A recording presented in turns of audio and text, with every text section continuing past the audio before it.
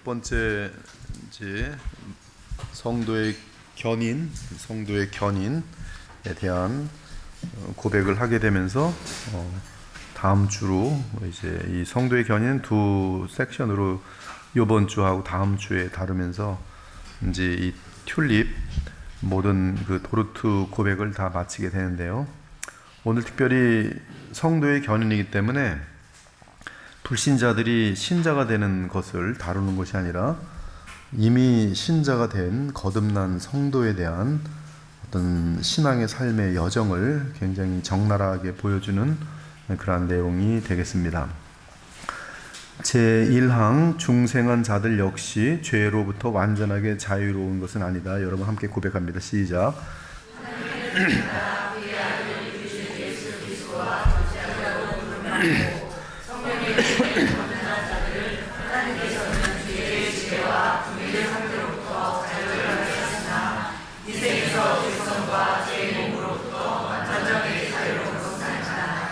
여기 보면 죄의 지배와 종노릇하는 상태, 죄의 종노릇하는 상태에서 해방하셨다. 그렇지만 우리 속에 있는 그 죄성과 또 죄의 몸, 이 죄의 몸이라는 것은 이제 모든 불신자들 전체에 대한 어떤 the body of sin인데요. 그 죄의 몸으로부터의 완전하게 자유로운 것은 아니다. 참된 신자는 자신이 그리스도 안에 있는 것을 안다. 그러므로 참된 신자는 그리스도 안에서의 자기의 정체성을 따라 살려고 노력한다. 고린도후서 5장 17절은 신자의 정체성을 언급한다. 그런즉 누구든지 그리스도 안에 있으면 새로운 피조물이라. 이전 것은 지나갔으니 보라 새 것이 되었도다. 그러므로 바울은 새로운 피조물이 된 신자들에게 도전한다. 그런즉 우리가 무슨 말을 하리요? 윤회를 더하게 하려고 죄에 거하겠느냐? 그럴 수 없느니라. 죄에 대하여 죽은 우리가 어찌 그 가운데 더 살리요? 하지만 우리는 늘 죄를 짓는다. 죄를 안 지은 사람 없어요. 하나님 앞에서는 우리의 스쳐가는 악한 생각마저도 이미 죄를 범한 것이기 때문에 죄를 짓지 않는 사람은 단 한 사람도 없습니다. 죽음을 지나야지만이 죄가 멈춰지게 되는데요. 신자들에게 있어서는. 하지만 우리는 늘 죄를 짓는다. 때로는 큰 죄를 짓기도 하고 때로는 일상적인 작은 죄를 짓기도 한다. 하지만 죄가 무엇이든 우리가 하나님의 계명을 어기거나 하나님께서 우리에게 하라고 명령하신 것을 행하지 않을 때마다 우리의 삶은 우리의 정체성과 맞지 않게 행하는 것이다. 때때로 우리는 심각한 죄악을 범하기도 한다. 그때는 다른 신자들이 우리를 의심할 뿐만 아니라 우리 자신 역시 내가 정말 그리스도인인가, 내가 구원받았는가, 죽음과 함께 천국에 들어갈 수 있는 것일까 하고 구원을 의심하게 된다. 여기 여러분들 얼굴 보니까 그런 의심이 전혀 없는 것 같아요. 그 얘기는 뭐냐 하면 큰 심각한 범죄를 저질러 본 적이 아직 없는 것 같아요. 저질른 사람들은 이러한 의심들이 들을 수밖에 없죠. 이런 상황에서 구원에 대해 확신할 수 있는 것일까? 도로토신조 5장 1과 1항은 이 질문을 다룬다. 로마서 6장은 우리의 옛사람이 예수와 함께 십자가에 못 박혔다라고 말한다. 6장 2절은 죄에 대하여 죽은 우리라고 말한다. 우리는 그리스도의 죽으심과 합하여 세례를 받았다.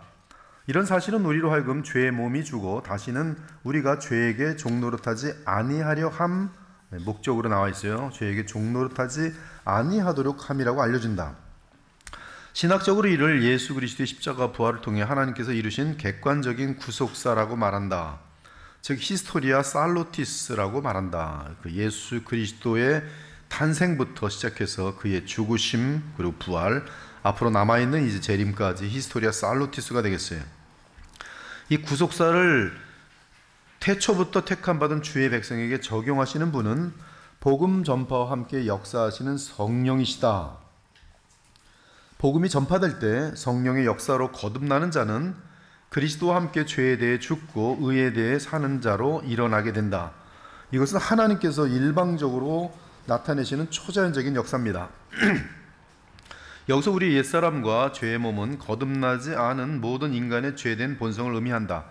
즉 우리가 거듭나서 예수 그리스도 안에서 의롭게 되기 전의 우리 자신이 옛사람이다. 이 옛사람은 예수 그리스도 안에서 십자가에 못 박히고 죽임을 당하고 장사되었다.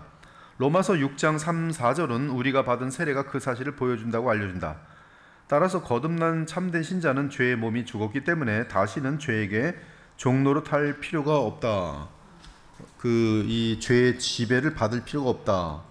그 도르트 신조 그 고백의 해석으로는 노예 상태가 될 필요가 없다. 이는 죽은 자가 죄에서 벗어나 의롭다 하심을 얻었기 때문이다. 이런 자유로운 상태에 있는 사람이 바로 거듭난 사람이다. 그러므로 바울은 14절에서 죄가 너희를 주장하지 못하리니 이는 너희가 법 아래 있지 아니하고 은혜 아래 있음이라고 말한다. 이는 그리스도 안에서 우리가 죄에서 해방되었다는 뜻이다. 그리스도 안에서 신자의 죄는 죽임을 당하였고 옛사람은 그와 함께 그리스도와 함께 묻혔다. 이 사실은 매우 실제적이다. 그러므로 도르트 신조 5장 1항은 다음과 같이 고백한다. 성령에 의해 거듭난 자들을 하나님께서는 죄의 지배와 노예 상태로부터 자유롭게 하셨으나 하지만 거듭난 신자라도 그리스도를 믿는 믿음이 연약하기 때문에 이러한 것들은 줄을 작작 치세요. 왜 문제가 생기는 건가? 하나님 보좌 우편에 영광 가운데 살아계신 우리 주 예수 그리스도, 그분에 대한 인격적인 그러한 의식과 그분을 향한 믿는 믿음이 연약하기 때문에, 심지어 의식하지 못하는 사람들도 많습니다. 하나님으로 대치가 돼버려요. 그리고 예수님은 죽은 존재로 돼버리고, 이 거듭난 신자라도 그리스도를 믿는 믿음이 연약하기 때문에 현실 속에서 죄로부터 완전하게 자유롭진 않다. 그 이유는 옛사람에 의해 신자의 죽을 몸이 죄의 다스림을 받아왔기 때문이다. 따라 신자는 그를 다스려왔던 죄와 싸워야 하는 숙제가 남아있다. 이런 의미에서 이 생에서 죄성과 죄의 몸으로부터 완전하게 자유로운 것은 아니다 라고 도르트는 고백하지요. 그러면 로마서 6장 12절에서 13절은 거듭난 신자에게 당부한다. 그러므로 너희는 죄가 너희 죽을 몸을 지배하지 못하게 하여 몸의 사욕에 순종하지 말고, 또한 너희 지체를 불의의 무기로 죄에게 내주지 말고 오직 너희 자신을 죽은 자 가운데서 다시 살아난 자 같이 하나님께 드리며 너희 지체를 의의 무기로 하나님께 드리라. 여기 보면 불의의 무기로 우리의 지체, 이 지체라는 것은 우리의 지금 삶 전체입니다. 나의 모든 생각과 또 이런 삶 전체, 나의 몸 전체, 이것을 내주지 말고 무엇에? 죄에게. 너희는 자유롭지만 해방되었기 때문에 죄에게 내줄 필요가 없어요. 그러니까 내주지 말고, 이것은 우리의 인간의 자유의지적인 인격적인 그러한 결단입니다. 반면에 하나님께 드려라. 너희 지체를 하나님께 드리며 너희 지체를 의의 무기로 하나님께 드리라. 죄에게 드릴 건지 의의 무기로 하나님께 드릴 건지는, 죄에게 내줄 건지, 여러분의 삶을, 여러분의 시간을, 여러분의 돈을, 여러분의 생각을, 여러분의 마음을 죄에게 내줄 건지 아니면 의의 무기로 하나님께 드릴 건지는 여러분에게 달려 있어요. 근데 바로 이 사람이 죄로부터 해방된 사람들이, 죄로부터 해방되지 않은 사람은 이 결정 자체가 불가능합니다. 모든 생각이 이미 자기 중심적으로 하나님을 생각한 힘이 없이 이 에베소 2장에 있는 것처럼 어둠의 그 어떤 역사 속에서 조종당하고 있을 뿐이에요. 그러나 죄로부터 해방된 사람은 이제는 아담처럼 선택권을 갖게 돼요. 불의의 무기로 죄에게 내주던지.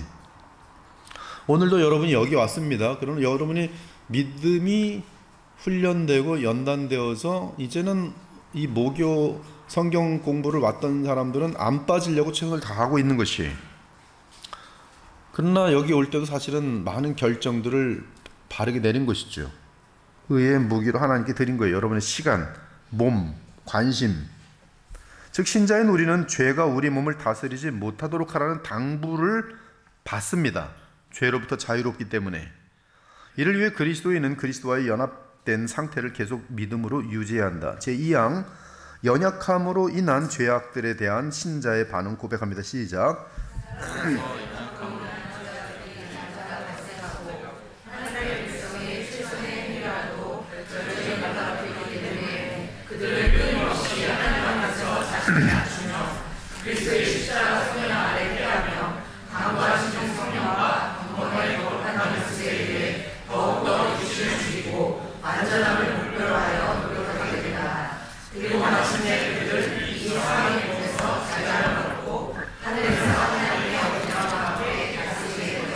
그러므로 도르트 신조 5장 2항은 따라서 연약함으로 인한 죄악들이 날마다 발생하고 하나님 백성의 최선의 행위라도 결점이 달라붙어 있기 때문에 라고 고백한다.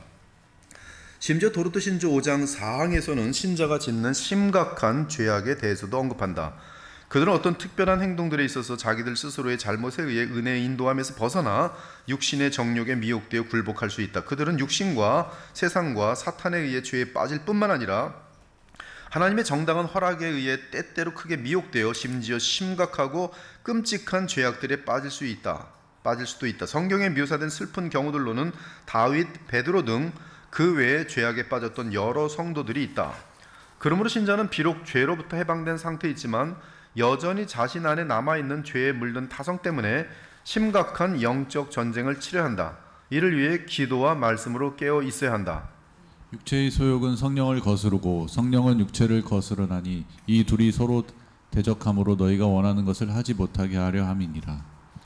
여호수아 같은 데 보면 이미 하나님께서는 이스라엘 백성들에게 다 승리를 보장해 주셨어요. 너희들이 땅을 밟기만 하면 승리하도록 돼 있어요. 그러나 이 가나안 땅에 남아 있는 이 가나안 족속들과의 실질적인 싸움을 치러야 되는 것은 이 믿음으로, 주의 백성들이 믿음으로 하나님의 약속을 믿고 나아가야 되는 것은 그들의 과업입니다. 그래서 그들이 그 과업을 얼만큼 부지런히 성실하게 주님을 믿고 의지하면서 따르느냐에 따라 그 땅을 정복할 수도 있고 오히려 가나안 사람들에게 잡아먹힐 수도 있는 그러한 숙제에 있는 것이. 그러나 그들이 이미 하나님의 작업에 의해서는 벌써 해방된 사람들이고 그 땅을 완전히 소유한 백성이나 다름없습니다. 그들에게 중요하게 남는 것은 이제 믿음밖에 없는 것이죠. 이런 갈등이 거듭난 신자가 실제로 경험하는 것이고 우리의 삶이 우리의 거듭난 정체성과 일치하지 않는 이유이다. 사도 바울은 로마서 7장에서 이러한 처절한 신자의 내면의 싸움을 알려준다.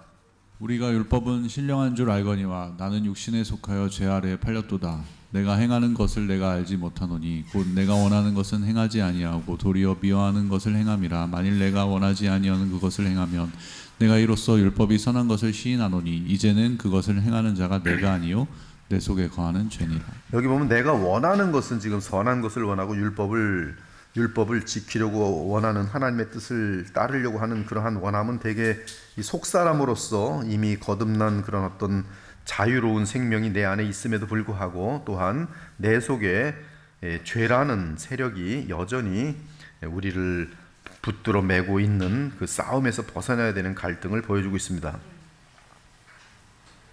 내 속 곧 내 육신에 선한 것이 거하지 아니하는 줄을 아노니 원함은 내게 있으나 선을 행하는 것은 없노라. 내가 원하는 바 선은 행하지 아니하고 도리어 원하지 아니하는 바 악을 행하는도다. 만일 내가 원하지 아니하는 그것을 하면 이를 행하는 자는 내가 아니요 내 속에 거하는 죄니라. 이스라엘 백성들이 그 가나안 땅을 정복하는 데 있어서 하나님을 믿는 그 믿음이 없으면 결코 그들은 이길 수가 없습니다. 죄에 물들었던 신자가 죄성에서 벗어나는 것은 결코 사람의 힘으로는 가능하지 않다. 그러므로 내가 한 법을 깨달았노니 곧 선을 행하기 원하는 나에게 악이 함께 있는 것이로다. 내 속 사람으로는 하나님의 법을 즐거워하되 내 지체 속에서 한 다른 법이 내 마음의 법과 싸워 내 지체 속에 있는 죄의 법으로 나를 사로잡는 것을 보는도다. 이런 우리의 상태를 하나님은 잘 알고 계신다. 그러므로 하나님은 우리가 죄를 고백하고 회개하며 다시 마음을 정하여 믿음으로 예수 그리스도를 붙들라고 부르신다. 이를 위해 은혜의 방편을 성실하게 사용함으로 그리스도와의 연합을 꼭 붙들라고 권면하신다. 그들은 끊임없이 하나님 앞에서 자신을 낮추며 그리스도의 십자가 성령 아래 피하며 간구하시는 성령과 경건의 거룩한 연습에 의해 더욱더 육신을 죽이고 완전함을 목표로 하여 노력하게 된다. 그리고 마침내 그들은 이 사망의 몸에서 자유함을 얻고 하늘에서 하나님의 어린 양과 함께 다스리게 될 것이다. 그러므로 성도의 실패는 궁극적인 실패가 아니다. 거듭난 신자는 철저하게 죄악을 회개하고 믿음으로 다시 그리스도를 붙들고 일어선다. 그리고 주의 말씀과 성령의 역사로 더욱 그리스도를 닮아간다. 회개와 믿음의 이 과정은 신자가 죽을 몸 안에 살아있는 동안 인생 가운데 되풀이 된다. 제3항 회심자에 대한 하나님의 보존하심 함께 고백합니다.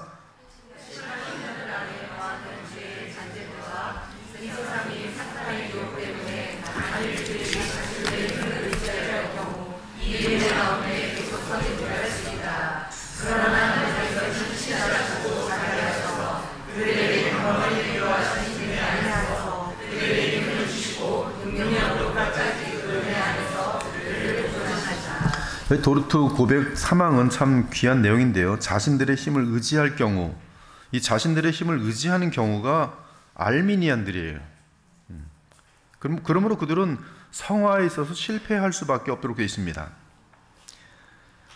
자신들의 힘을 의지할 경우 이 은혜 가운데 계속 서지 못할 수 있다. 그러나 하나님께서는 신실하시고 자비하셔서 그들에게 단번에 부여하신 은혜 안에서 그들에게 힘을 주시고 능력으로 끝까지 그 은혜 안에서 그들을 보존하신다. 이것이 성도의 견인이죠. 그러므로 거듭난 신자의 특징은 회개와 믿음이다. 계속 회개하죠, 여러분들. 아침에도 회개하고 저녁에도 회개하고 친구랑 말 좀 실수한 것 같은 것도 회개하고, 그리고 또 주님께 죄 씻음을 받고 또 주님과 친밀한 관계 있고, 죄에 대해 회개하고 다시 그리스도를 믿음으로 붙든다. 이러한 과정은 오직 거듭난 신자에게만 가능한 현상이다.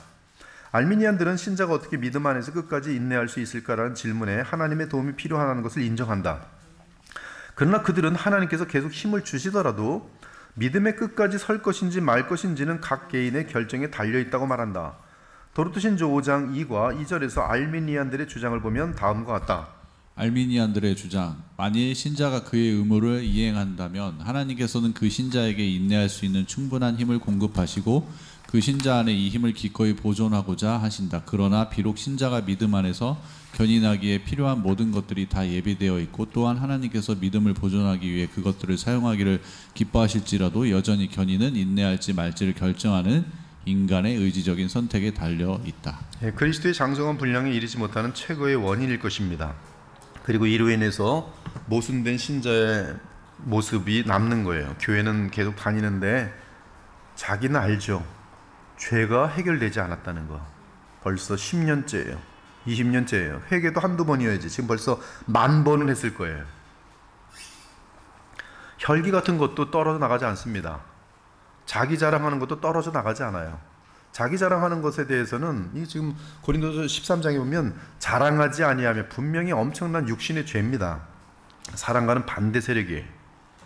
근데 그런 것들에 대해서 이제 신앙이라는 양심이 있으면 이것이 잘못이라는 것을 알고 회개를 해요.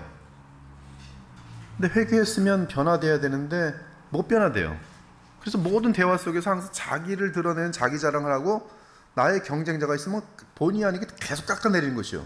그래서 자기 자랑 남흉, 자기 자랑 남흉, 이것이 그 사람의 모든 대화의 핵심이. 근데 벌써 그렇게 해온 지 벌써 20년이 됐어요. 그러면 그건 위선이죠. 그건 뭐 이젠 회개도 하지 않겠죠. 그 사람의 속성이 되어 있겠죠. 하지만 우리 알미니안들의 주장은 아무도 구원에 이르게 할 수 없다는 결론을 내릴 수밖에 없다. 그 이유는 우리 스스로는 결코 믿음을 지속할 수 없기 때문이다. 도르트 신조 5장 1과 3항은 다음과 같이 고백한다. 심한 신자들 안에 거하는 죄의 잔재들과 이 세상 및 사탄의 유혹 때문에 만일 그들이 자신들의 힘을 의지할 경우 이 은혜 가운데 계속 서지 못할 수 있다. 예, 결단하는 것이죠. 이 자신들의 힘을 의지한다는 것은 결단하는 거예요. 내가 오늘부터 다시는 술을 안 먹으리라. 이게 술 문제도 그렇지만 음란의 문제도 이룰 수 있어요. 거짓말하는 문제도 그럴 수 있어요. 즉 자신의 결단을 믿는다면 그것은 불가능해요. 지금 교회를 다니면서 이러한 방식으로 죄 문제를 해결해 보려는 어리석은 사람들이 많아요. 내가 결단하면 끊을 수 있을 것이다. 또 오늘도 끊지 못하는 건 결단하지 않아서 그래요. 근데 사실은 결단을 했는데 잘 안 되니까 잘 결단을 안 하는 거예요. 이제 두려워서. 여기에 뭐가 빠졌어요? 지금 믿음이라는 요소가 빠져요. 겸손이라는 요소가 빠져요. 나는 아무 능력이 없는 쇳덩어리라는 철저한 그런 의식이 빠져 있어요.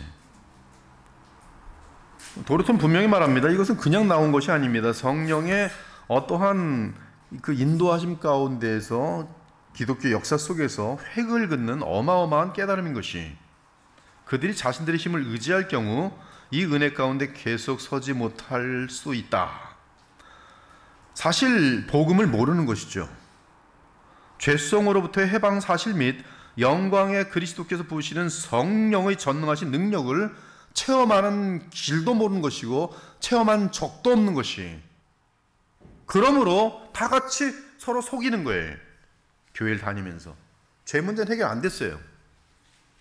여전히 혈기로 분노가 터뜨리면 아내라도 때릴 수 있는 거고 자녀들도 발길로 찰 수 있는 거고, 그냥 갑자기 평소에는 점잖은 척하지만 분노가 일어나면 쌍욕이 나가는 거고.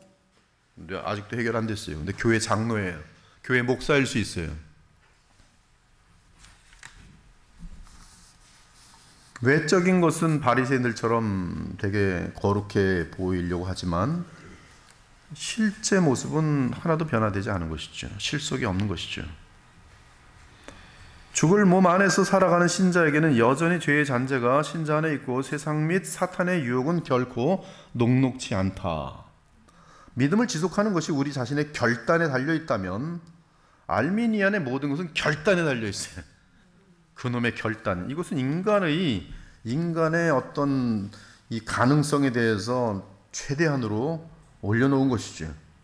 우리 자신의 결단에 달려있다면 우리는 결코 믿음을 유지할 수 없을 것이다. 저는 제 인생을 돌아볼 때 내 결단 한 번도 성취된 적이 없어요. 심지어 빵 안 먹어야지 빵 보면서 결단했는데도 그거 하나 못 지켜요. 지금도 마찬가지고. 아내가 도와주면 좀 지키지만은 이 결단해서 안 돼요. 작심 3일, 작심 3시간도 안 될 때도 많고. 무슨 결단입니까? 결단이 먹혀드는 게 뭐 얼마나 있겠다고. 사실 신자의 일상적인 죄는 우리가 실제로 얼마나 약한지를 계속해서 상기시켜주지 않는가.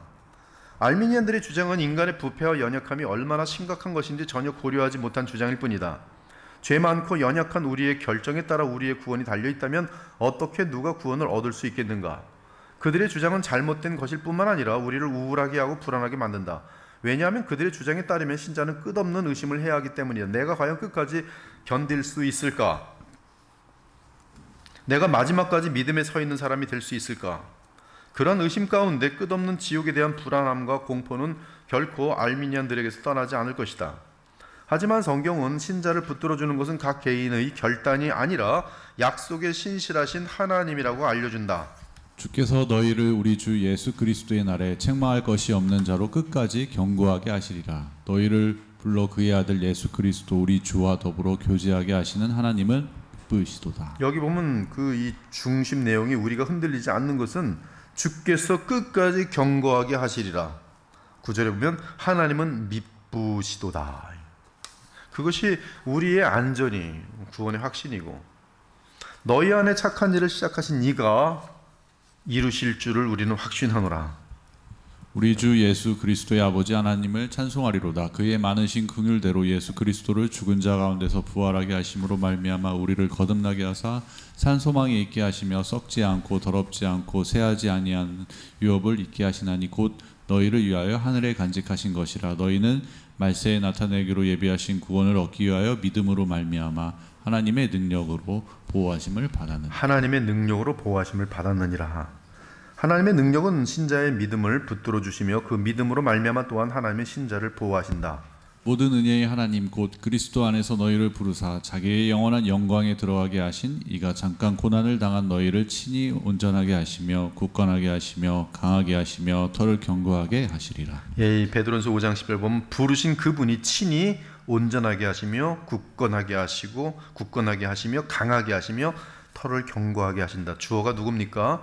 바로 하나님이 부르신 그분. 바로 그 은혜가 우리를 돌아오게 하고 돌아온 그들이 이제 더욱더 진심으로 주님을 붙든다면 그것은 안전한 그러한 승리의 상태를 유지할 수가 있게 되는 것입니다. 제4항 심각한 죄악에 떨어지는 참신자들의 위험 같이 고백합니다. 시작.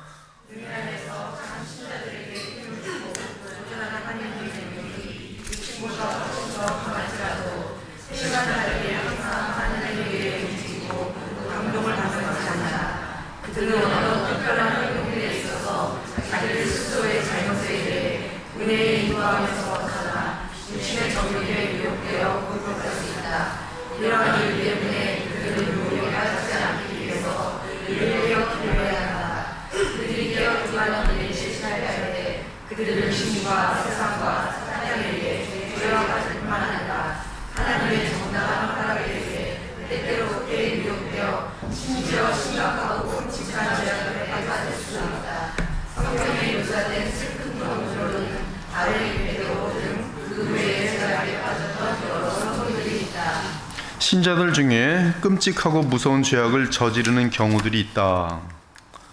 심각한 죄악이 노출되는 경우가 있고 숨겨지는 경우도 있다. 그러나 자신은 자기가 지은 죄악을 안다. 우린 종종 신자인 내가 어떻게 그럴 수 있었을까라고 묻는다. 혹은 다른 신자들의 무서운 죄악을 보고 그들을 가짜 신자라고 판단하기도 한다. 그러나 성경에는 믿음의 용사들 가운데도 심각한 죄악을 저지른 자들이 여럿 있다. 그럼에도 그들은 거듭난 참된 신자들이었다. 심각한 범죄를 지은 자들 중에는 처음부터 가짜인 자들이 있고요. 심각한 범죄를 저지른 자들 중에는 거듭난 참된 신자들도 있어요. 심각한 범죄를 지은 모든 자들은 다 진정한 거듭난 참된 신자들이라는 말은 틀린 것이고요. 심각한 범죄를 저질렀기 때문에 반드시 가짜 신자라고 판단한 거 틀린 것이고요. 심각한 범죄를 저지른 것에 대해서 우리는 하여튼 여러 증상들을 잘 보고 가짜인지 진짜인지를 또 볼 수 있어야 돼요. 예를 들어 이스라엘의 왕이자 하나님 마음에 가장 많이 들었던 다윗의 경우 그는 충신 우리아의 아내 밧세바와 간통을 저지르고 우리아를 죽였다. 예수님의 수제자 베드로는 저주하며 그의 주이신 예수님을 부인하였다. 교회 동료 그리스도인이 사회의 지탄을 받을 끔찍하고 심각한 죄악을 저지르는 경우도 있다. 영적인 지도자들 가운데서도 가끔 무서운 범죄를 저지르고 세상의 손가락질을 당하는 일도 있다. 이들은 구원을 받을 수 있는가? 그들이 그리스도 예수의 십자가 속량을 의지하고 회개한다면 그들이 받은 구원은 여전히 변함없다. 여호와여 주의 분노로 나를 책망하지 마시오며 주의 진노로 나를 징계하지 마옵소서. 여호와여 내가 수척하였사오니 내게 은혜를 베푸소서. 여호와여 나의 뼈가 떨리오니 나를 고치소서. 나의 영혼도 매우 떨리나이다. 여호와여 어느 때까지니까. 여호와여 돌아와 나의 영혼을 건지시며 주의 사랑으로 나를 구원하소서. 사망 중에서는 주를 기억하는 일이 없사오니 수월에서 주께 감사할 자 누구리이까. 내가 탄식함으로 피곤하여 밤마다 눈물로 내 침상을 띄우며 내 요를 적시나이다. 허물의 사함을 받고 자신의 죄가 가려진 자는 복이 있도다. 마음에 간사함이 없고 여호와께 정죄를 당하지 아니하는 자는 복이 있도다. 내가 입을 열지 아니할 때 종일 신음함으로 내 뼈가 쇠하였도다. 주의 손이 주야로 나를 누르시오니 내 진액이 빠져서 여름 가뭄에 마름같이 되었나이다. 셀라. 내가 이르기를 내 허물을 여호와께 자복하리라 하고 주께 내 죄를 아뢰고 내 죄악을 숨기지 아니하였더니 곧 주께서 내 죄악을 사하셨나이다. 이로 말미암아 모든 경건한 자는 주를 만날 기회를 얻어서 주께 기도할지라. 진실로 홍수가 범람할지라도 그에게 미치지 못하리이다.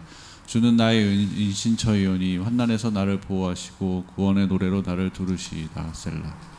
이를 아니할지라도 경건하지 아니한 자를 의롭다 하시는 이를 믿는 자에게는 그의 믿음을 의로 여기시나니 이란 것이 없이 하나님께 의로 여기심을 받는 사람의 복에 대하여 다윗이 말한 바 불법이 사함을 받고 죄가 가려짐을 받는 사람들은 복이 있고 주께서 그 죄를 인정하지 아니하실 사람은 복이 있도다 함과 같으리라. 여러 시편에 담긴 절망은 정말 이 고통스러운 절망에 말로 다 표현 못할 너무나 큰 아픔이고 지옥을 체험하는 그러한 비참함과 슬픔과 외로움과 정말 죽고 싶은 그러한 마음으로 가득 찬 상태의 절망입니다. 이런 절망은 하나님 앞에 범한 심각한 죄악들 때문이다. 하지만 참된 신자들은 그러한 비참한 상태에서 하나님께 부르짖으며 회개한다. 하나님께서는 그리스도의 속량으로 말미암아 우리의 기도를 들으시고 용서해 주신다. 그들은 하나님의 임재와 평화를 누린다. 물론 그들이 지은 범죄로 인한 여러 비참한 쓴맛을 인생 가운데 경험해야 한다. 참된 그리스도인들은 하나님께 버림받거나 하나님과의 관계가 깨어지는 것에 대해 두려워한다. 마르틴 루터는 그의 삶의 대부분을 이 문제와 씨름했어요. 너무너무 무서워서 하나님께 버림받는 건 아닌가. 거기에 노이로 제가 걸려 있었어요. R.C. 스프롤은 마르틴 루터가 그렇게 하나님께 크게 쓰임받을 수 있었던 거는 정말 이 수천 년 가까이 왔던 복음을 알지 못하는 세계 속에서 복음을 찾게 되었던 것은 그가 죄에 대한 고통을 하나님 앞에서 하나님을 잃을까 하는 그 두려움의 깊이만큼 그는 쓰임 받았다라고 R.C. 스프롤은 그렇게 말하는 것을 책에서 보았어요. 상당히 일리가 있는 내용이에요. 하나님 앞에서의 죄의 심각성을 아는 만큼 그는 복음의 그 의미와 감사와 능력을 상대적으로 그만큼 누릴 수밖에 없도록 되어 있는 것이. 복음을 알고도 범죄한 많은 그리스도인들이 우울증과 절망을 체험합니다. 목사님, 사모님들이, 많은 교회 사모님들이 보면 디프레션에 걸려가지고 상담받으러 다니세요. 참 많이 슬프고 그런 일들이 많은데요. 죄를 범함으로 인한 양심의 죄책이 아니더라도 전쟁과 기근, 질병과 전염병, 자연재해, 또 무슨 실업, 돈 없는 거, 궁핍, 개인적인 비극과 문제 등을 겪게 될 때 신자는 하나님께서 그들을 잊으셨는지 아니면 등을 돌리셨는지 궁금해한다. 이때 성경은 하나님께서 결코 그의 백성을 버리지 않으신다는 약속을 알려준다. 그분은 우리의 피난처이자 힘이시며 환난 중에 도우시는 전능자이다. 그러므로 의심이 찾아오면 우리는 하나님의 약속이 완전히 성취된 예수 그리스도를 더욱 의지하며 믿음을 놓치지 않는다. 그가 친히 말씀하시기를 내가 결코 너희를 버리지 아니하고 너희를 떠나지 아니하리라 하셨느니라. 그러므로 우리가 담대히 말하되 주는 나를 돕는 이시니 내가 무서워하지 아니하겠노라. 사람이 내게 어찌하리요 하노라. 하지만 우리 중 어떤 사람들은 심각한 죄를 범한 후에 믿음을 잃고 구원의 기쁨도 잃는다. 여호와여 주의 노하심으로 나를 책망하지 마시고 주의 분노하심으로 나를 징계하지 마소서. 주의 화살이 나를 찌르고 주의 손이 나를 심히 누르시나이다. 주의 진노로 말미암아 내 살에 성한 곳이 없사오며 나의 죄로 말미암아 내 뼈에 평안함이 없나이다. 내 죄악이 내 머리에 넘쳐서 무거운 짐 같으니 내가 감당할 수 없나이다. 내 상처가 썩어 악취가 나오니 내가 우매한 까닭이로소이다. 내가 아프고 심히 구부러졌으며 종일토록 슬픔 중에 다니나이다. 내 허리에 열기가 가득하고 내 살에 성한 곳이 없나이다. 내가 피곤하고 심히 상하였음에 마음이 불안하여 신음하나이다. 지금 이것이 큰 심각한 죄를 범한 후에 신자의 고통의 묘사예요. 얼마나 아픈지 여러분이 지금 읽으시면서 올 거예요. 너무 아픈 마음이. 다윗의 시편 51편은 무서운 죄를 범한 후에 구원의 기쁨을 잃은 다윗의 마음이 그대로 표현되어 있다. 그때 다윗 왕은 밧세바와 간통을 저지른 후 그의 충신 우리아를 전투에서 죽게 하였다. 선지자 나단이 이 죄를 지적하자 그는 한없는 비참과 수치와 고통 가운데 하나님께 죄사함을 위해 부르짖는다. 하나님이여 주의 인자를 따라 내게 은혜를 베푸시며 주의 많은 긍휼을 따라 내 죄악을 지어주소서. 나의 죄악을 말갛게 씻으시며 나의 죄를 깨끗이 제하소서. 무릇 나는 내 죄가를 아오니 내 죄가 항상 내 앞에 있나이다. 항상 내 죄가 항상 내 앞에 있나이다. 머릿속에 끊임없이 떠나지 않는 그 무서운 죄. 무릇 나는 내 죄가를 아오니 내 죄가 항상 내 앞에 있나이다. 다윗이 이 시편에서 묘사하는 것은 그의 죄의 심각성뿐만 아니라 그의 죄의 결과로 인한 고통이기도 하다. 특히 하나님과의 관계가 깨어진 것에 대한 두려움은 한없이 크다. 나를 주 앞에서 쫓아내지 마시며 주의 성령을 내게서 거두지 마소서. 주의 구원의 즐거움을 내게 회복시켜 주시고 자원하는 심령을 주사 나를 붙드소서. 다윗에게 구원의 기쁨은 사라졌다. 다윗은 하나님과의 가까움을 잃었다. 다윗은 그에게서 하나님의 영이 떠나는 것이 가장 두려웠다. 이 모든 두려움과 비참과 슬픔과 고통의 원인은 그가 범한 끔찍한 죄악 때문이었다. 죄는 하나님과 다윗 사이에 큰 벽을 만들었고 이 벽은 다윗이 넘을 수도 무너뜨릴 수도 없는 벽이었다. 그는 절박했다. 그는 한없는 우울함과 고통에 떨어졌다. 제5항 그러한 심각한 죄악의 결과들 고백합니다. 시작.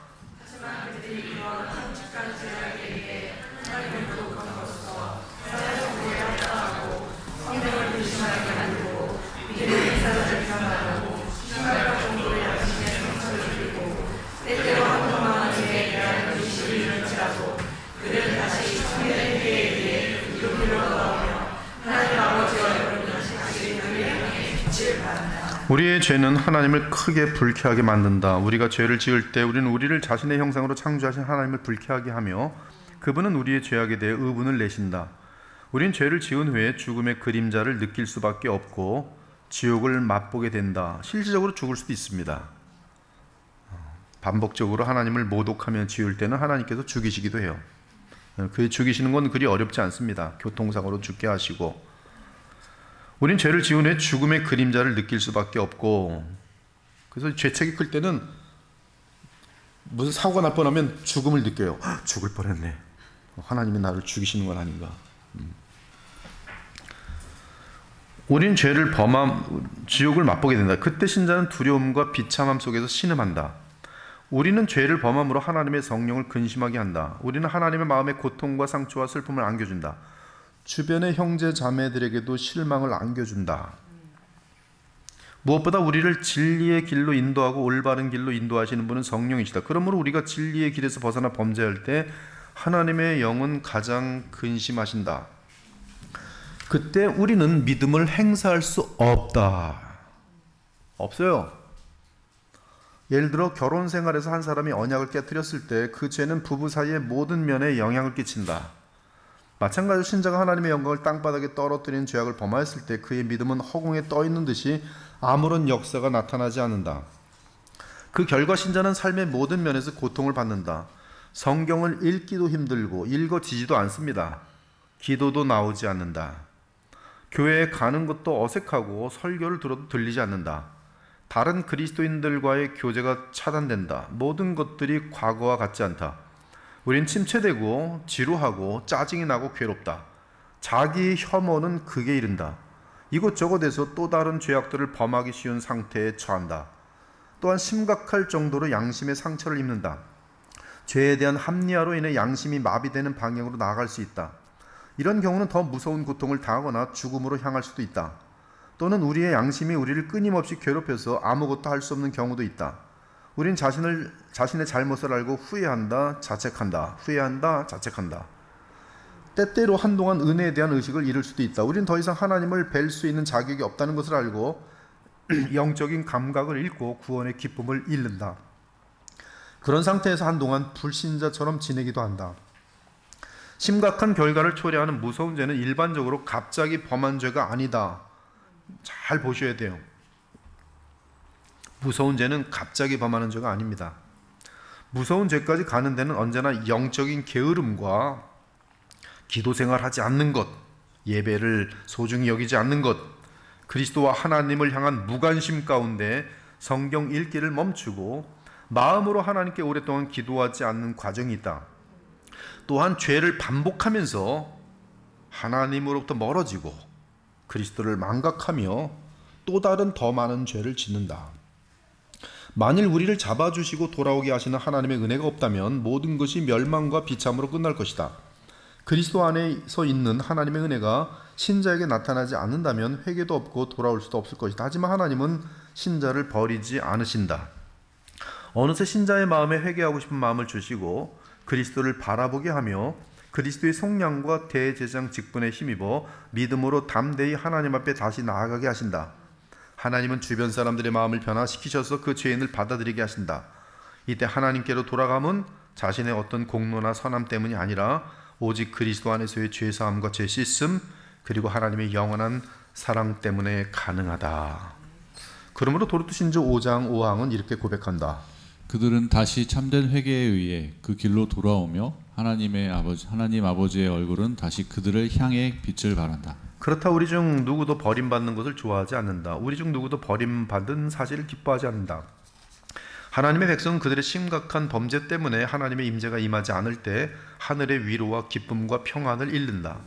이때 하나님이 우리를 멀리하시는 것은 궁극적으로 멸망시키기 위한 것이 아니라 징계를 통해 바로 잡으시기 위함이다.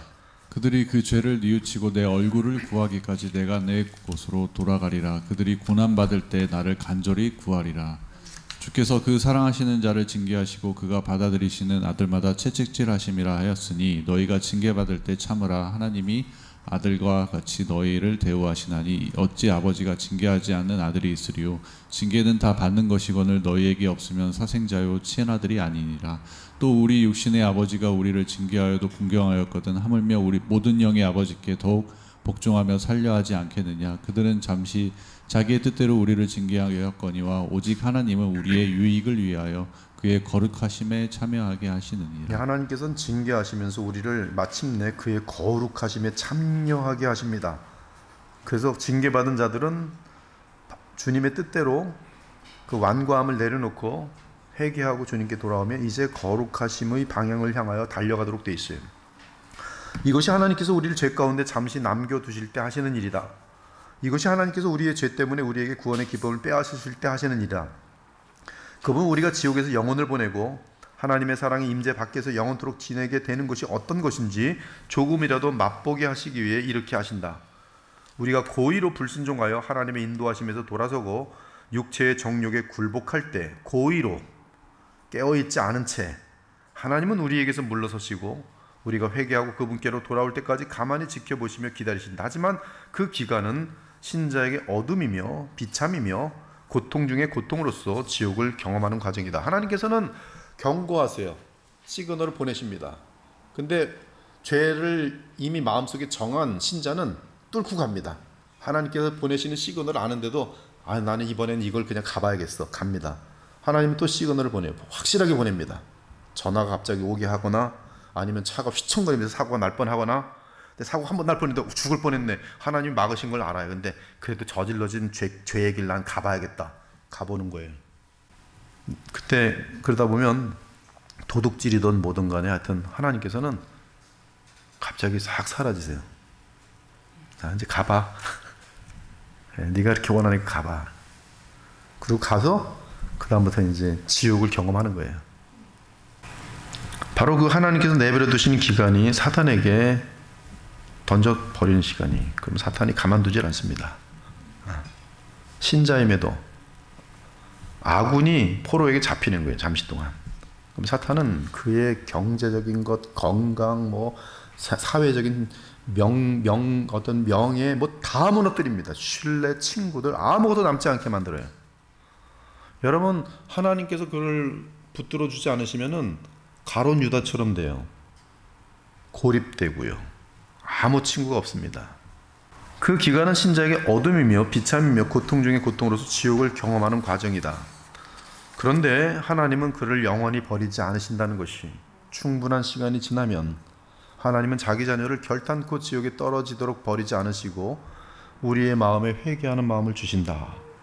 그리고 회개하고 하나님의 어린 양 예수 그리스도를 의지함으로 올바른 길로 돌아오면 하나님은 아버지 같은 얼굴로 또다시 우리에게 빛을 비춰주신다. 이것이 또다시 기회를 주시는 하나님의 은혜예요. 하지만 이런 와중에 참된 신자는 은혜의 수단을 활용하기 시작한다. 이게 들어오기 시작해.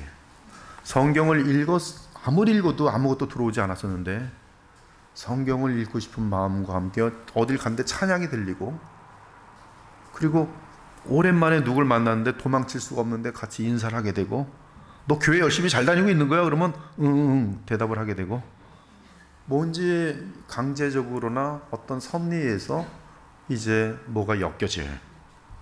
그리고 교회 맨 뒷좌석에 앉았는데 눈물이 철철 나는 거예요. 내 어리석은 인생, 하나님 앞에 얼마나 완고한지, 얼마나 악한지. 그때 주의 성령의 위로와 죄의 씻음에 대한 확신이 생기면서 거기서 새롭게 일어나는 힘이 주의 은혜 가운데 생겨나는 거예요.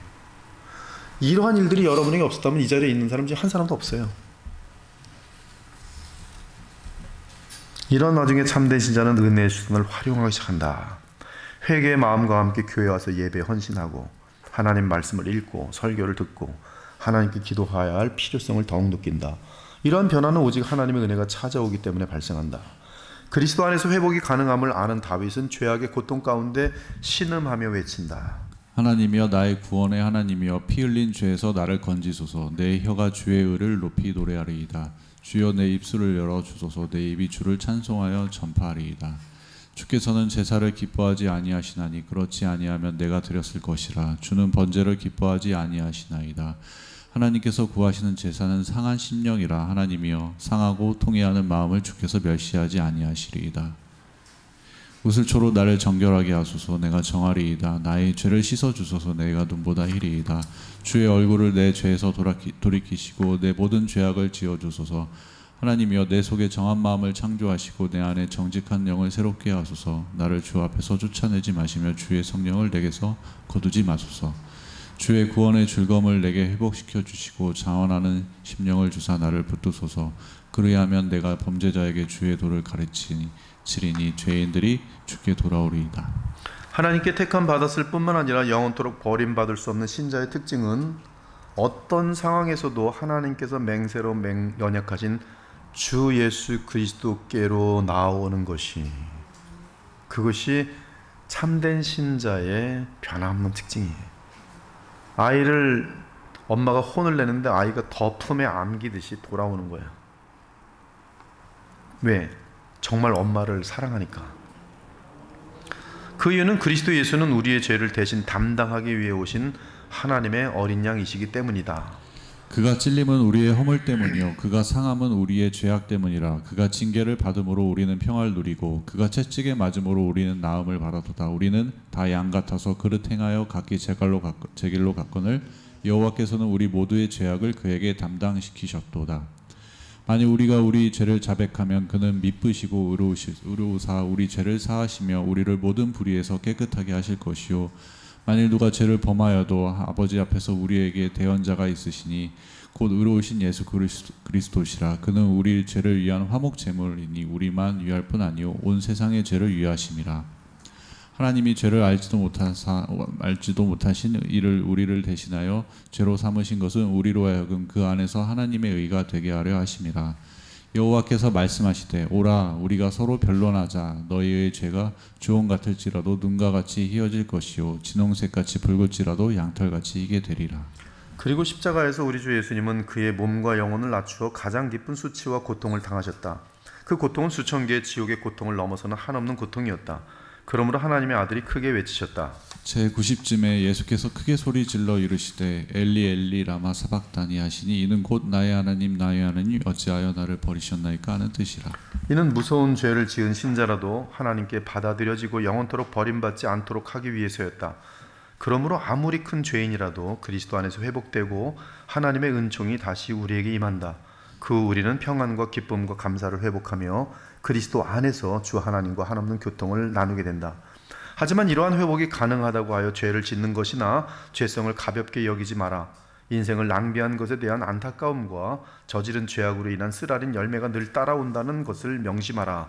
존 파이퍼가 Wasting Your Life라는 책에서 보면 우리가 인생 가운데 가장 두려워해야 될 것은 죄 사함은 반드시 있지만 인생을 낭비하고 영적인 성장이 없다는 것, 그것을 두려워하라고 돼 있어요. 참 귀한 얘기예요. 그렇죠. 죄 짓느라고 죄 사함을 받긴 받았지만 보니까 해놓은 것도 없고 예수님 닮은 것도 없고 그냥 뭐 날파리처럼 그냥 쪼무라기들처럼 그냥 간신히 로처럼 천국에 들어와 있는 그러한 모습들. 인생을 다 낭비해버린 거예요. 주님을 위해서 아무것도 헌신한 것도 없고 주님의 나라를 위해서 기여한 것도 없어요. 인생을 낭비한 것이죠. 가장 비참한 것이. 그게 하나님 나라 갔을 때 돌아보면서 참 80년의 인생을 어떻게 그렇게 주님께 1년도 안 바쳤는가. 그러므로 유혹에 빠지지 않도록 깨어 기도하라. 짧은 삶 동안 그리스도의 형상에 온전히 이룰 수 있도록 경건의 훈련에 매진하라. 하나님께서 자기 백성을 끝까지 붙잡아 두신다는 진리로 행여 영적 게으름이나 죄에 대한 변명으로 사용하지 마라. 오히려 작은 죄든 큰 죄든 항상 철저하게 회개하고 항상 그리스도 안에 머물기를 힘쓰라. 이에 주 예수께서는 시몬 베드로에게 시험에 들지 않게 깨어있어 기도하라. 마음에는 원이로되 육신이 약하도다라고 하시며 이런 비참과 어둠을 지나지 않도록 당부하셨다. 그리스도 안에서 의로운 성품과 삶을 쌓아가며 그리스도의 구원의 기쁨을 즐거워하고 하나님께 기쁨과 영광이 되는 삶을 살도록 하라. 당신은 그리스도 하나님 안에서 늘 주의 성령으로 안식과 위로를 누릴 것이다. 제6항 구원하신 하나님의 간섭 고백합니다. 시작.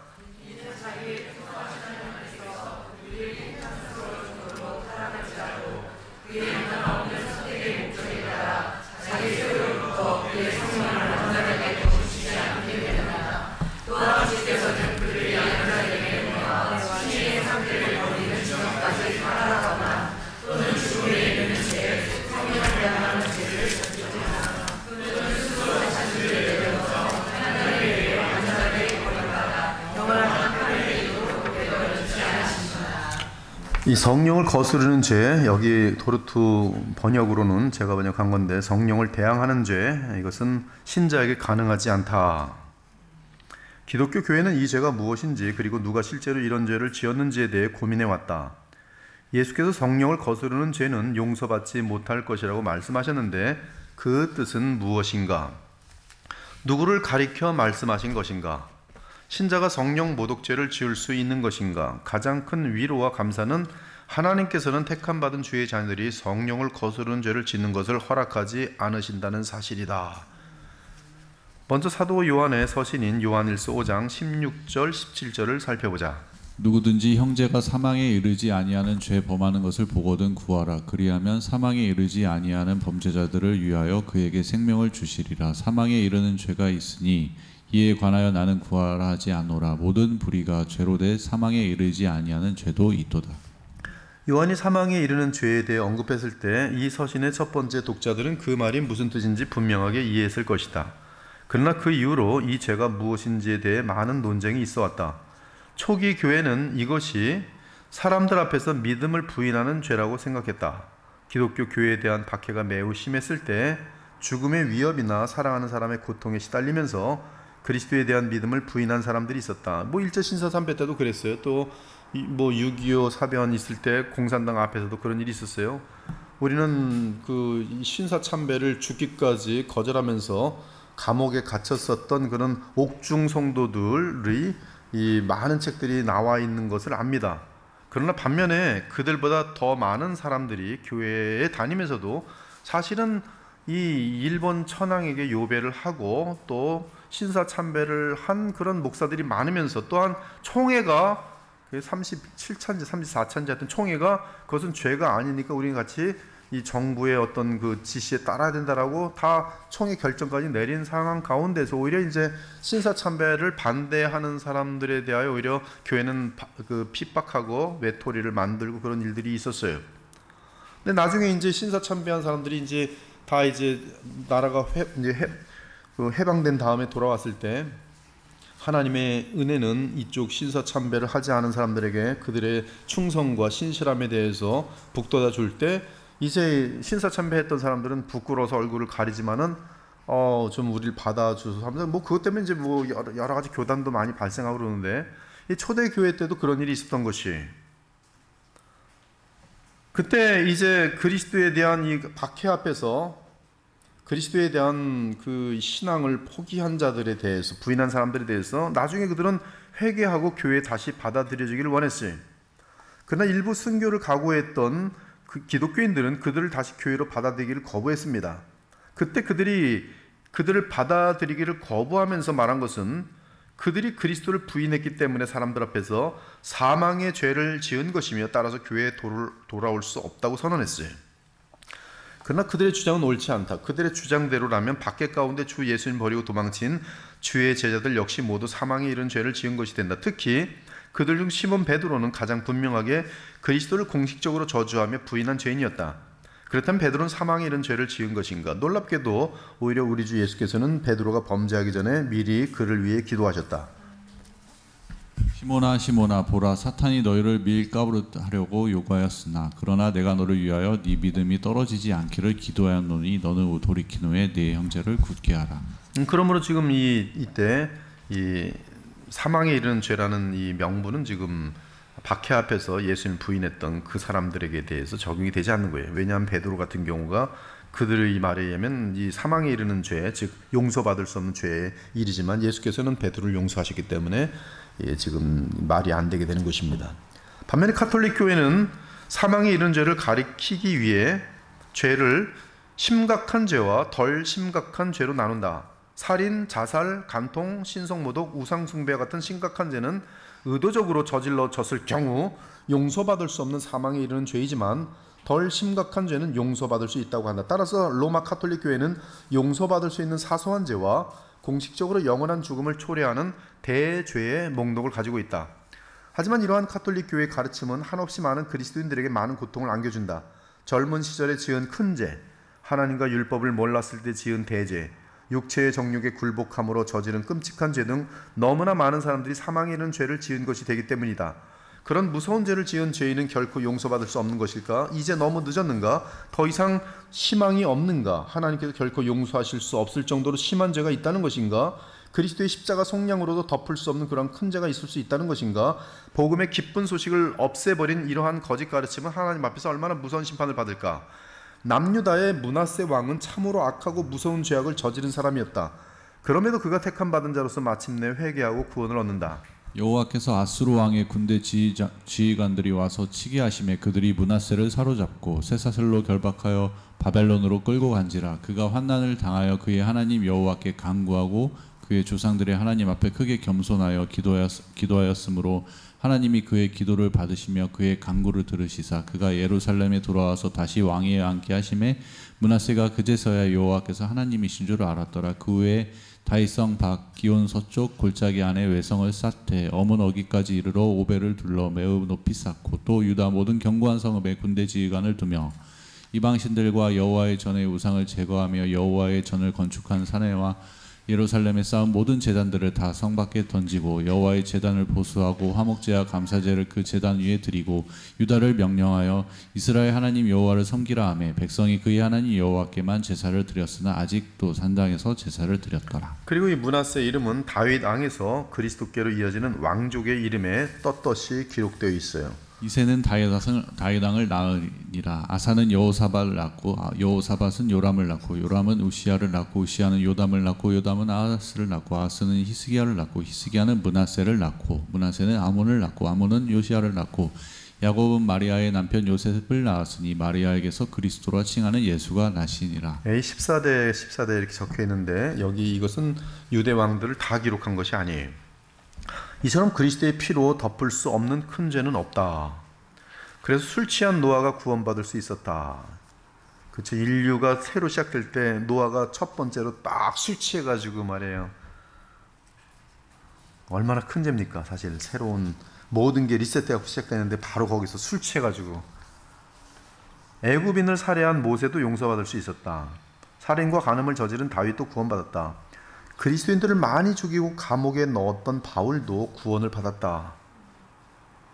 우리의 신보라면 이 사울 같은, 즉 바울 사도 같은 경우는 너무나 이 정말 이렇게 죽여 이거 동의하고 또 감옥에 가두고 또 죽이는데 계속 동참하고 이러한 정말 기독교를 박해하는 앞잡이, 천벌로 벼락을 탁 내려서 그냥 즉사시키는 것이 시원하지 그걸 예수님의 사도를 만들어요? 그리스도인을 많이 죽이고 감옥에 넣었던 바울도 구원을 받았다. 지금 우리도 많은 죄가 있고 심지어 큰 죄가 있어도 회개하고 예수 그리스도 안에서 용서를 받으면 하나님께 나아갈 수 있다. 따라서 너무 심각해서 용서받을 수 없는 죄가 있다는 가톨릭 교회의 주장은 분명히 잘못된 것이다. 그러므로 이는 요한일서 5절에서 언급된 5장에서 언급된 사망에 이르는 죄를 다르게 이해할 필요가 있다. 한편 용서받을 수 없는 죄가 마태복음 12장에서도 언급된다. 그것은 우리 주께서 그 영 성령을 모독하는 죄라고 부른 죄로서 요한일서 5장 16절에서 사망에 이르는 죄와 같다. 마태복음 12장에는 예수님이 실제로 누구인지에 대한 논쟁이 있다. 앞서 마태복음 12장 9절에서 주 예수님은 안식일에 회당에 들어가셨고 거기서 손이 마른 사람을 만났다. 그때 바리새인들이 예수님께 안식일에 병 고치는 것이 옳으니까라고 물었다. 그들은 예수님을 죄인으로 고발하고 싶어서 이 질문을 했다. 하지만 예수님은 이 사람을 고치심으로써 자신이 안식일의 주님이심을 보여주셨고 그렇게 함으로써 또한 메시아이심을 증거하셨다.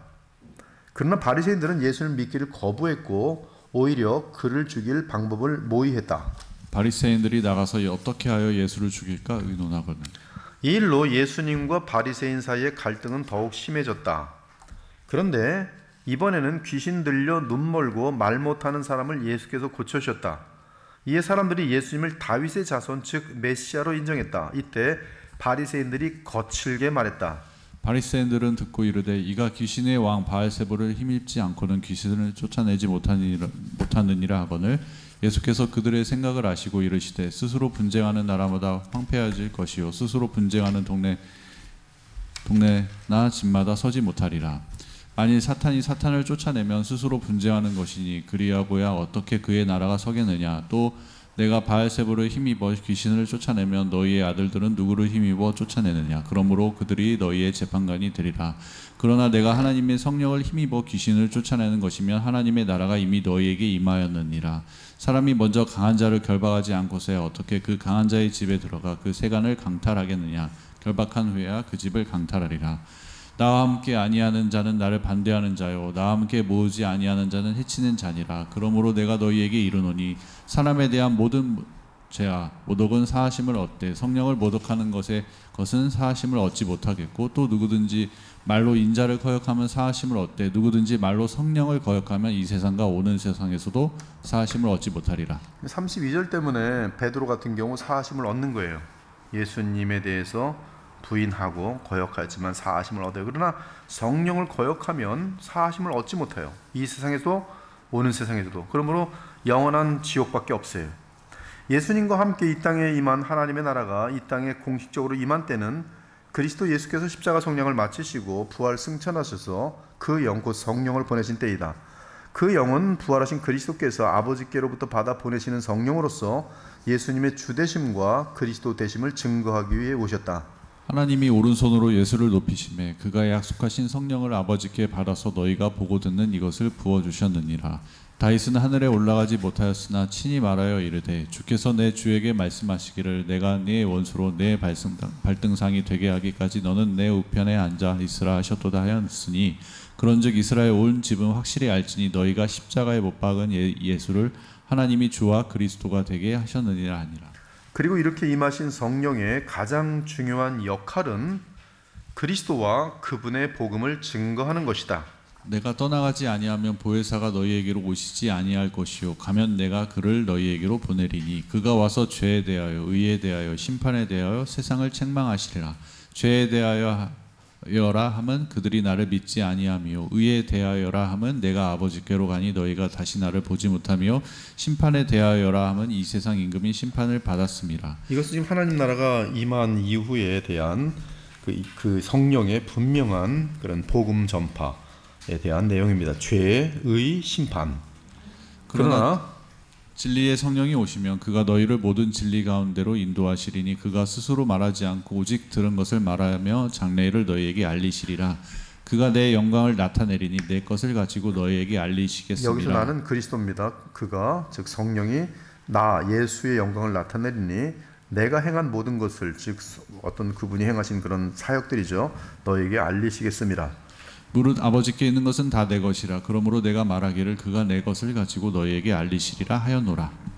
오직 성령이 너희에게 임하시면 너희가 권능을 받고 예루살렘과 온 유대와 사마리아와 그 땅 끝까지 이르러 내 증인이 되리라 하시니라. 여기 내 증인은 예수님의 증인이 즉 성령은 예수를 증거하는 것이 가장 중요한 사명입니다. 절대적인 사명이에요.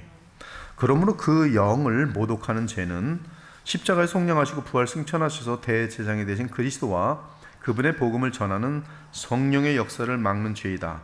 한마디로 복음을 믿지 않으며 복음을 대적하는 상태의 죄다.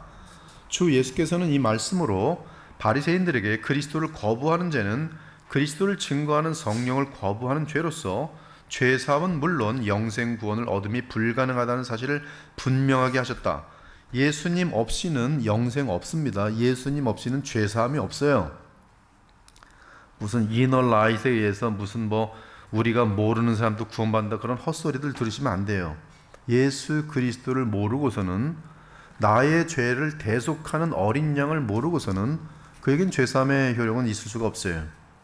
이는 그리스도를 믿을 때야 다시 말하면 살아계신 그리스도를 인격적으로 의식하며 그분과 교제할 때에야 정말로 그분을 믿고 의지할 때에야 그분의 십자가 속량으로 죄사함을 받고 그분의 이름을 힘입어 주의 완전한 의를 전가받아 영생을 얻을 수 있기 때문이다. 그러므로 형제들아 너희가 알 것은 이 사람을 힘입어 죄사함을 너에게 전하는 이것이며 또 모세의 율법으로 너희가 의롭다 하심을 얻지 못하던 모든 일에도 이 사람을 힘입어 믿는 자마다 의롭다 하심을 얻는 이것이라. 여기 이 사람은 부활하신 예수 나사렛 예수입니다. 살아계신 나사렛 예수예요. 이 살아계신 나사렛 예수 이 사람을 힘입어 죄사함 이 사람을 힘입어 의롭다함을 받으면 곧 하나님은 영생을 주시는 것이에요. 그러므로 이 사람을 힘입어 영생을 얻음입니다. 베드로처럼 예수님이 살아계실 때 두려움 때문에 그분을 부인한 것은 용서받을 수 있었고 또 용서받았지만 예수께서 보내신 성령의 증거를 부인하는 자는 그리스도를 믿지 않으므로 죄사함 및 영생을 얻을 수 없는 것이다. 그것이 바로 사망에 이르는 죄이며 성령을 모독하는 죄이다. 결국 예수님과 사도 요한은 조심하라 경고한다. 만일 너희가 고의로 예수 그리스도를 믿지 않은 죄를 범한다면 하나님의 구원의 역사와 성령의 역사를 공개적으로 완전히 거부한 것이기에 너희에게는 구원이 없다라고 말씀하신 것이다. 그러나 예수께서 그리스도심을 믿는 자마다 하나님께로부터 난 자니 또한 낳으신 이를 사랑하는 자마다 그에게서 난 자를 사랑한다. 하나님께로부터 난 자는 하나님과 그분의 아들 예수 그리스도를 사랑한다.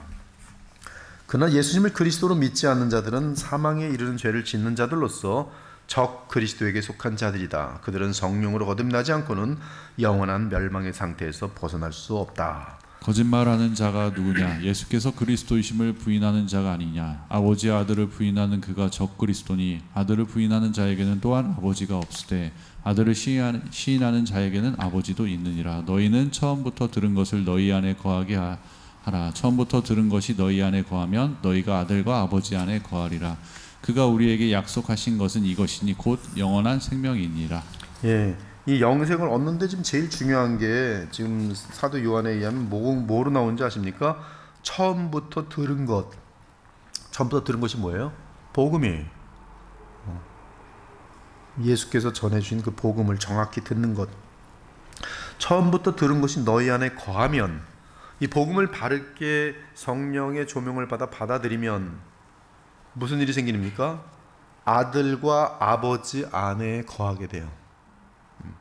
아들과 아버지, 예수 그리스도와 그리고 아버지 안에 거하게 돼요. 거한다는 것은 함께 동행한다, 함께 교제한다. 요한복음 17장 3절에 아버지를 알고 또 그의 아들 예수를 아는 것이 영생이라는 거, 아는 것과 다 같은 맥락이에요.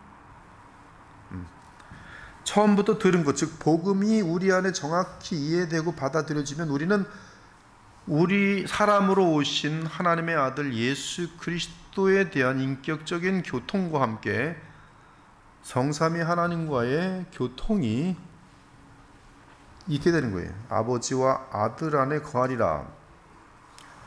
그가 우리에게 약속하신 것은 이것이니 곧 영원한 생명이니라. 진리를 믿는 것은 진리의 영이신 성령의 역사로 인한 결과이다. 이것이 하나님에게서 태어난 거듭난 자의 증거이며 진리는 무엇보다 주 예수 그리스도의 십자가 죽음의 대속과 부활의 영광이다. 지금 주 예수님은 하나님 보좌 우편에 살아계시며 우리에게 그 영으로 오셔서 우리 안에 내재하신다. 너희는 믿음 안에 있는가? 너희 자신을 시험하고 너희 자신을 확증하라. 예수 그리스도께서 너희 안에 계신 줄을 너희가 스스로 알지 못하느냐? 그렇지 않으면 너희는 버림받은 자니라. 여기 보면 이제 그리스도께서 보내신 성령 또는 이제 The Spirit, 그 NASB에 따라서 NASB가 그 원어에 거의 가장 가깝게 번역을 해놨어요. 제가 볼 때는 킹 제임스 버전도 뭐 상당히 그 원어에 가깝게 번역을 했지만 그 NASB는 제 개인적인 견해로는 더 하여튼 가깝게 그냥 그 원어대로 그냥 리터럴리 번역을 했는데 홀리 스피릿, 그것은 정확하게 거룩한 영어로 분명히 되어 있고요. 반면에 이 홀리 스피릿으로 얘기할 때는 성삼위 하나님 편에서 죽어있는 인간에게 생기를 불어넣으시는 그런 개념 속에서는 더 홀리 스피릿이라는 정확한 이 성삼위 하나님의 제3위 위격이 언급되는 것을 발견할 수 있어요. 반면에 그리스도께서 주의 백성들, 교회에게 보내시면서 그들로 하여금 예수 그리스도와 연합하여 예수님을 닮아가게 하는 그 역사 속에서는 분명히 아버지께로부터 받아서 보내시는 성령임에도 불구하고 더 스피릿, 홀리가 빠져있고 계속 그 영, 즉 그리스도의 영이면서도 성령, 아버지의 영, 그 의미를 같이 겸하여 표현하는 의도적인 그 의도를 발견하게 되더라고요. 계속 성경을 보다 보니까. 그래서 저는 근데 이제 모든 성경들은 더 스피릿 그러면 그냥 총체적으로 홀리가 없는데도 불구하고 다 성령으로 개역개정도 다 번역했는데 이것은 지금 그리스도와의 그 어떤 연합된, 지금 여기 고린도후서 13장 5절도 그 영 안에서 예수님이 우리 안에 와 계신데 그리스도께서 너희 안에 없으면 바로 그 영을 곧바로 그리스도로 말하거든요. 근데 이렇게 표현한 건 로마서 8장도 마찬가지예요. 로마서 8장은 하나님의 성령으로 얘기했다가 하나님의 영으로 얘기했다가 그리스도의 영으로 얘기했다가 그 영으로 얘기해요. 그래서 이 그 영은 곧 그리스도의 영이지면서도 동시에 하나님의 영을 얘기하는데 특히 하나님 그리스도 그 믿음으로 그리스도와 연합됐고 구원받고 거듭났고 그 이후 믿음으로 계속 연합하면서 살아가는 신자들에 대해서는 이 믿음에 대한 그리스도께서 보내시는 그 영, 자신의 영, 그리스도 자신이 우리에게 오심. 근데 그 영은 사실 그리스도의 그 인성과 우리의 인성을 연결시키는 제3위 하나님의 영이시거든요. 근데 그 영, 그런 개념으로 돼 있어요. 궁극적으로 그리스도의 복음을 알지 못하는 사람들은 처음부터 하나님에게서 태어난 적이 없는 자들로서 사망에 이르는 죄의 상태에 있다. 그들에게 필요한 것은 복음을 믿고 그리스도를 모시는 것 외에 다른 구원의 길이 없다. 그러므로 이 죄는 하나님께 택함받지 못한 자들이 짓는 죄이다. 반면에 하나님께 택함받은 자 중에는 단 한 사람도 이 죄를 지을 수 없고 반드시 예수 그리스도 안에서 죄사함과 함께 영생을 얻는다. 알미니안들은 오늘날에도 그리스도인이 심각한 죄에 빠질 수 있을 뿐만 아니라 구원을 완전히 이룰 수 있다고 가르친다. 그들은 구원을 이룰 수 있는 성경적인 근거로 사망에 이르는 죄와 성령을 모독하는 죄를 언급한다. 즉 거듭난 사람이라도 이런 죄를 저지를 수 있다는 것이다. 하지만 그들의 주장이 사실이라면 우리의 평안과 위로는 어디에 있는가? 우리는 어디에서 구원에 대한 확신을 받을 수 있는가? 우리의 위로 확신은 오직 우리 자신의 불굴의 의지에만 있는 것인가? 하지만 인간의 불굴의 의지로 구원을 유지할 수 있는 것인가? 불굴의 의지를 믿었던 베드로야말로 그리스도를 저주 가운데 부인하지 않았는가? 알미니안들은 불굴의 의지를 가진 자들을 믿음의 영웅이라고 부를 것이다. 하지만 그런 주장에 우리를 위한 위로는 어디에 있는가? 왜냐하면 그런 주장은 인간으로 하여금 교만하게 하거나 절망하게 하기 때문이다. 또한 궁극적으로 오직 구원받은 인간의 불굴의 의지의 위대함을 드러내기 때문이다. 여기에 하나님의 은혜가 설 자는 없고 어느새 십자가의 무한한 공로와 은혜가 빛을 감추게 된다. 하지만 도르트 신조는 우리의 평안과 위로는 하나님의 신실함에 있다고 고백한다. 또한 그리스도의 무한한 십자가 희생과 사랑에 있다고 고백한다. 택함받은 자들이 멸망되지 않는 것은 오직 성삼위 하나님의 사랑 때문이다. 도르트 신조 5장 6항을 다시 한번 고백하자. 시작. 자비에 풍성하신 하나님께서 그들이 통탄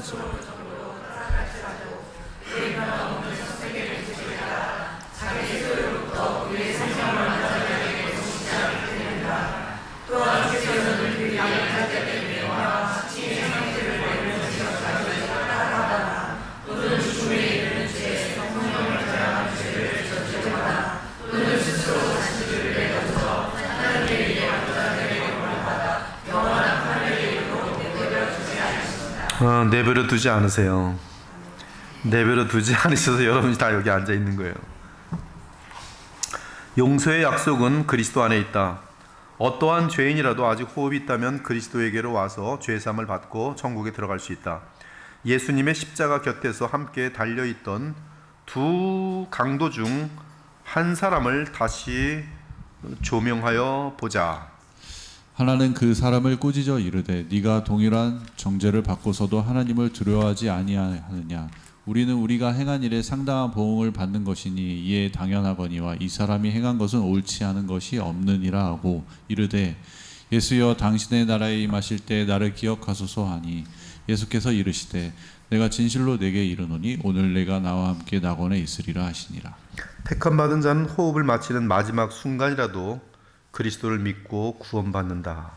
즉 그는 사망에 이르는 죄를 지을 수 없으며 성령을 모독하는 죄를 지을 수 없기에 마지막 순간이라도 회개하고 주 예수님을 믿는 것이다. 이제 우리에게 임한 하나님과 그리스도의 은혜 그리고 성령의 효력 있는 증거를 깊게 묵상하며 감사하자. 살아계신 예수 그리스도, 하나님 보좌 우편에 계신 예수 그리스도, 그분은 나의 죄를 위해 십자가 지신 너무나 고마운 구세주요 우리의 왕이십니다. 사실 예수님을 바르게 알면 저절로 무릎을 꿇지 않을 수 없고 그분께 찬양과 감사를 돌리지 아니할 수가 없어요. 그리고 이러한 아들을 보내신 하나님 아버지께 존귀와 영광을 돌리지 않을 수가 없습니다. 그래서 계시록 4장과 5장은 결국 하나님과 그의 어린 양께 영광과 존귀를 돌리는 그러한 참된 예배가 진행되는 것입니다. 베드로와 가룟 유다는 예수님의 제자들로서 가장 가까이 있는 제자들로서 같은 교회를 다닌 사람들이라고 보면 돼요. 근데 둘 다 끔찍한 죄를 동일하게 짓습니다. 근데 하나는 가짜고 하나는 진짜예요. 근데 그 진짜와 가짜가 어떻게 나눠지는가? 하나는 예수님께 돌아오고 하나는 돌아오지 못해요. 십자가 예수님 곁엔 두 강도가 있었습니다. 하나는 지옥으로 떨어지고 하나는 천국에 들어갔어요. 그 차이는 무엇이냐 하면 하나는 예수님을 믿고 돌아오고 하나는 끝까지 예수님을 조롱하고 믿지 않는 것이. 그러므로 여러분들이 어떤 죄를 지었느냐보다 더 중요한 것은 여러분이 죄 가운데서도 내가 결국 돌아갈 것은 예수님밖에 없다 하면서 주님께로 돌아온다면 바로 여러분은 처음부터 끝까지 하나님의 진짜 참된 신자들인 것이고, 마침내 교회를 떠나고 예수님을 떠나서 타종교로 가거나 불신자로 머물다가 죽는다면 그는 처음부터 구원받지 못했던 가룟 유다와 같은 가짜 신자였던 것이, 이것이 여러분에게 도르트가 알려주고 있는, 정말 예수님께로 귀결돼서 끝나는가, 예수님과 함께 인생을 마무리하는가, 아니면 예수님이 없이 인생을 마무리하는가, 그것에 따라 죽음과 함께 천국과 지옥이 분명히 나뉘게 될 것이. 여러분의 인생 동안에 많은 죄를 지을 수 있어요. 다른 사람보다 더 많은 죄를 지을 수 있어요. 그러나 그렇기 때문에 예수님은 십자가에 죽으셨고, 여러분의 죄가 주홍처럼 붉을지라도, 진홍처럼 붉을지라도, 세상은 용서하지 못하는 죄를 할지라도 예수님은 우리를 용서하시기 위해서 죽으셨고, 그 예수님의 보혈의 공로는 여러분보다 1000만 배 더 심한 죄인이라도 용서하실 수 있는 그러한 효력이 있는 하나님의 은혜고, 그러므로 그것을 믿고 주님께 그 품에 안기는 자는 바로 하나님의 은혜를 입은 다윗과 같은, 아브라함과 같은, 삼손과 같은, 바울과 같은 그러한 하나님의 은혜 받은 자녀들인 것입니다.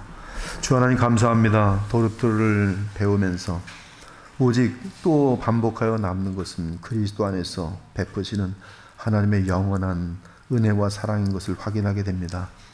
우리가 누구이길래 이리 사랑하시고, 우리가 누구이길래 무한히 사랑하시는지요. 우리가 누구이길래 하나님의 아들 예수 그리스도께로 나아가게 하시며 그분 붙들고 우리의 죄사함을 받을 뿐만 아니라 그분 붙들고 우리의 죄성에게까지도 해방된 삶을 살며 예수님의 형상을 온전히 닮아갈 수 있는 이 축복된 자리에 있게 하시는지요. 너무나 많은 복을 받은 하나님의 자녀들이 오니 우리의 남은 삶은 낭비하지 않고 영원한 보람된 일을 위해 달려갈 수 있는 지혜로운 주의 자녀들, 아버지의 마음을 흠뻑 기쁘게 해주고 예수님의 십자가의 죽음을 헛되이 만들지 않을 수 있는 그러한 정말 주님의 정결한 신부처럼 남은 삶을 살아가는 하나님의 딸들, 하나님의 아들들, 주의 자녀들, 주의 용사들 다 될 수 있도록 우리 주님 주의 영으로 강권하여 주시고 설득하여 주시고 붙들어 인도하여 주시옵소서. 돌아가는 발걸음에 우리 하나님 은혜가 충만하길 원하며 살아계신 우리 주 예수 그리스도의 이름으로 기도합니다. 아멘.